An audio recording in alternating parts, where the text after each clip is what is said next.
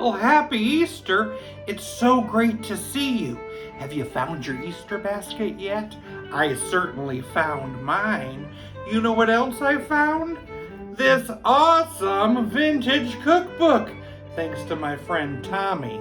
Inside I found, yes, it's called So Good Meals. Isn't that awesome? Well, inside I found this recipe, perfect for Easter. It's a deviled egg casserole. Deviled eggs in a casserole? Count me in!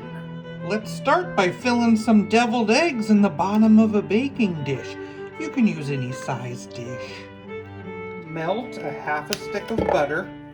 Add a 1/4 cup of flour. Gradually stir in 2 cups of milk. Once thick, I'm going to stir in a cup of cheddar jack cheese.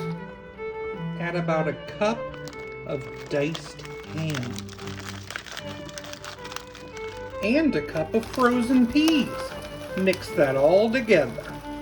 And no lie, you're going to dump that all right on top of those deviled eggs.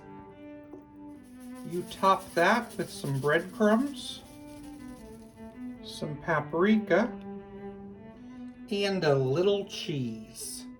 And this will get baked in a 375-degree oven for about 25 minutes. Deviled egg casserole. Yes, it's a thing. And yes, it's going in my mouth. It's definitely a deviled egg. In a casserole. Way to go! Happy Easter! What's an Easter egg's favorite thing to do? Karaoke.